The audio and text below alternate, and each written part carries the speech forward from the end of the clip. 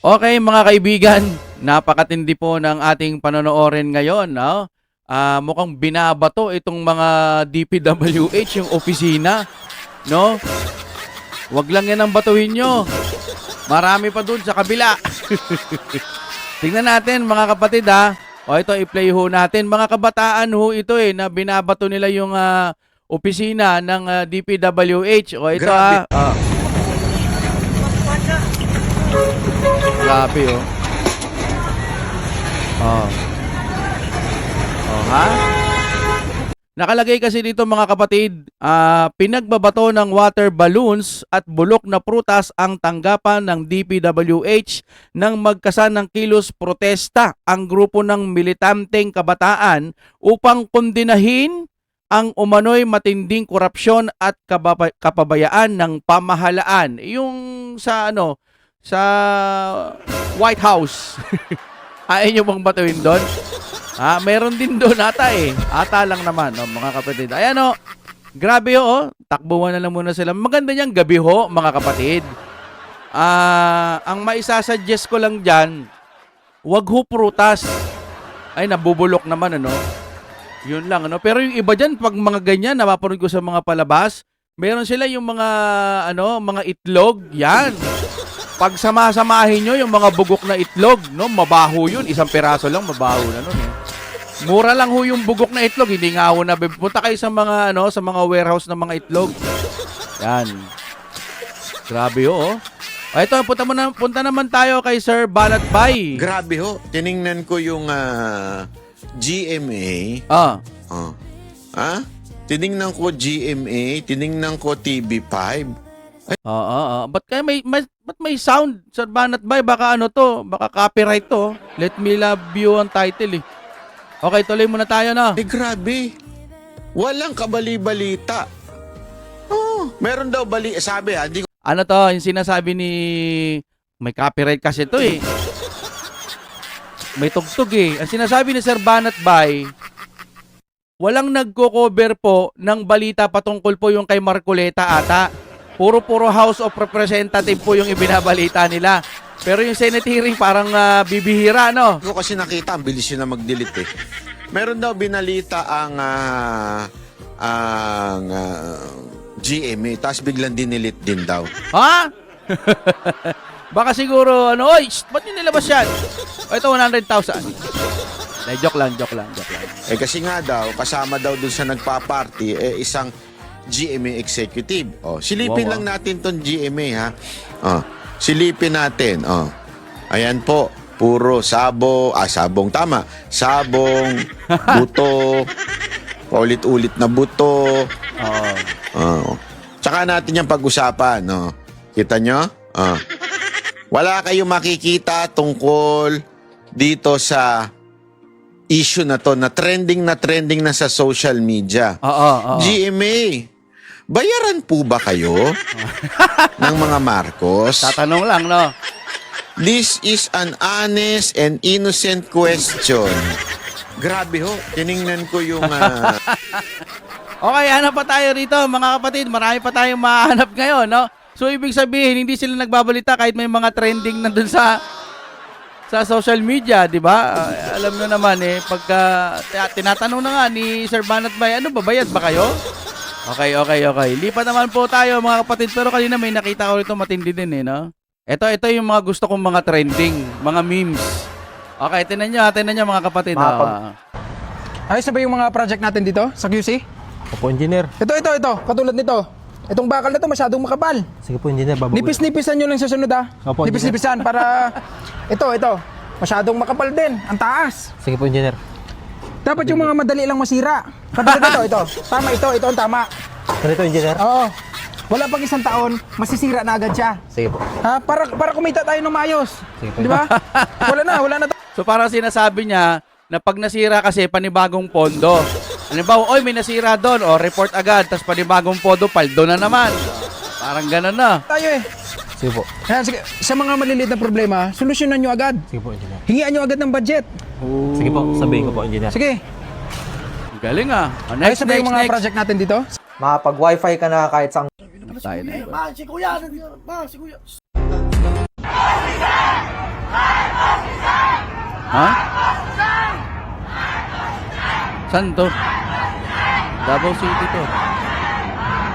Ito kasi minsan yung iba nag-edit lang no, na sinasabing Marcos resign. Pero dapat naman talagang mag-resign. Pero minsan di ako naniniwala sa mga ganito, mamaya inilagay lang yung voice, no? Mahirap kasi yung ganyan. Okay, hanap pa tayo mga kapatid na. Ito mga kapatid, pakinggan. Kontraktor ulit to. Orasyon debusyon alang sa mga kontraktor. Igampo nato ang mga kontraktor og engineer nga unta ilaha ang mga balay ang panglunupan tubag. Engineer, asa raman ang budget sa flood control. Hoy mga kontraktor og engineer, butang ay intawon og Alam nyo, hindi ko naiintindihan pero ginagawa nilang yung sa mga sa Catholic ho natin, di ba?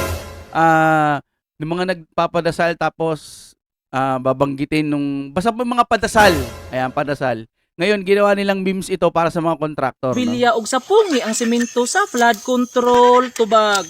Engineer, asa raman ang budget sa flood control. Orasyon debusyon alang sa mga kontraktor. Ang kulit talaga mga kapatid. Alilipat ulit tayo, no? Ito talaga trending to, no? Ito hindi nawawala, di ba? Ito talaga pamatay. Play mo natin, ha?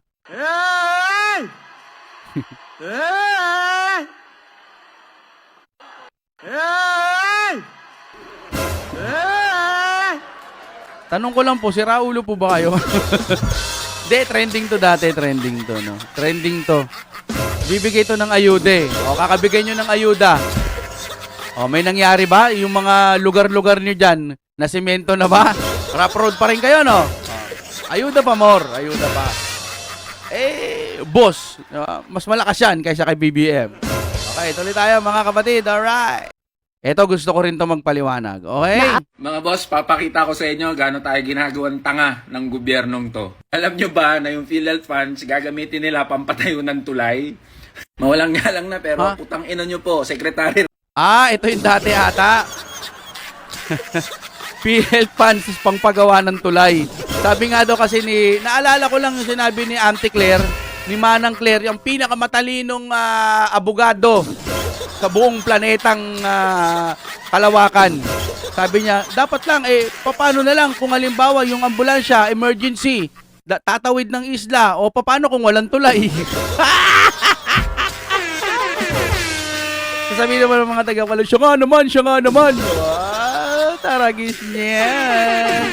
Okay lang, ganun talaga. Vlog nila yun eh. Ralph Recto, putangin nyo po talaga. Ganito kasi yan mga boss. Di ba may sobrang pondo yung PhilHealth na 89.9 billion pesos?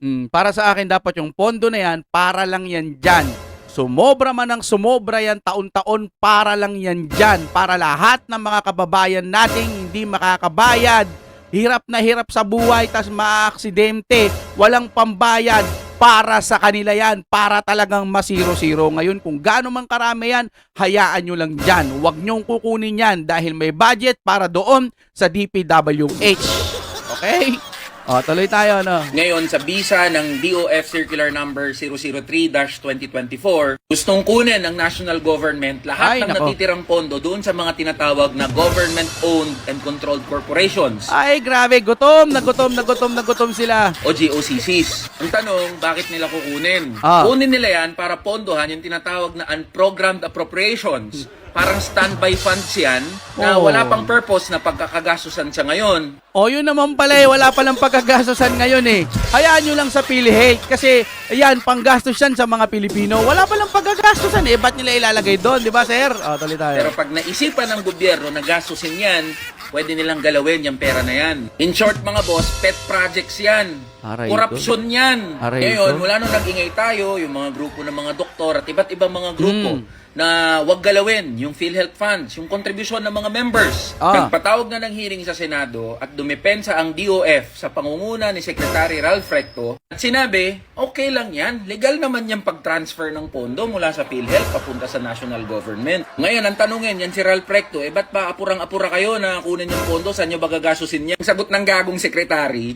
ipampapatayo daw ng kalsada, ng tulay, tsaka ng subway project. Ang ina mo, Ralph Recto, isipin nyo to mga boss, sobrang pondo para sa kalusugan. Tapos ang gagawin ng matalino na gobyerno, Tang-ina, ipangpapatayo ng kalsada at tulay. Oo, ayun nga, sinabi ko sa inyo, sabi nga ni Auntie Claire, no? Paano nalaman pag emergency? Saan dadaan yung mga walang tulay? Kaya nga, magpapatayo ng tulay. Ay, magsama-sama kayo dyan, Tarages! Sabi sa batas mga boss, kapag may sobrang pondo ang PhilHealth, sabi sa Universal Healthcare Act, Yes. dapat mangahulugan ito ng mas malaking coverage Oo. para sa mga PhilHealth members. Oo. Mas dumami yung mga packages at services na na-avail ng mga PhilHealth contributors. Oh. O hindi kaya bumaba yung monthly premium na binabayaran ng mga manggagawa. Nangyari ba yan? Ngayon yung taon, tumaas yung premium na binabayaran from 4% to 5%. Tapos, ganun pa rin naman yung mga services tsaka packages ng PhilHealth. Halos hindi mapakinabangan ng pasyente. Bakit hindi dyan gastusin yung sobrang pondo ng PhilHealth? Ba't nyo ilalagay sa kalsada tsaka sa tulay? Mga boss, hindi natin kailangan maging matalino para isipin to. Harap-harapan na panggagago to ng gobyerno. Alam ko na kung bakit mga boss. Malapit na kasi ang 2025 election. Oh, eto na nga yun. Ito po yung sinasagot po ni Manang Claire na yung tulay, no? Grabe, nakatakot-takot po na panluloko na yung mga pinapakita sa atin. Kaya po, hanggat maaari, lawakan ho natin ang ating pag-unawa sa mga bagay-bagay. I-share po natin ito kung bakit natin gustong i-share ito. Di ba nung eleksyon, ganun nga ho nangyari? No? Ngayon, umupo na ho sila. Nakaupo na sila. Pero Duterte pa rin ang sisisihin nila. At dumarating na, nagiging trending na yung mga issue patungkol po doon sa mga flood control problem. DPWH at sa tingin ko marami pang iba dyan dahil may mga ipinapakita ng mga bitak-bitak tapos nilalagyan lang ng semento, okay na. Nakakita na rin ako ng ganun eh. Sa una lang may bakal yung lugar doon pero pag dito wala na eh. Ang galing talaga.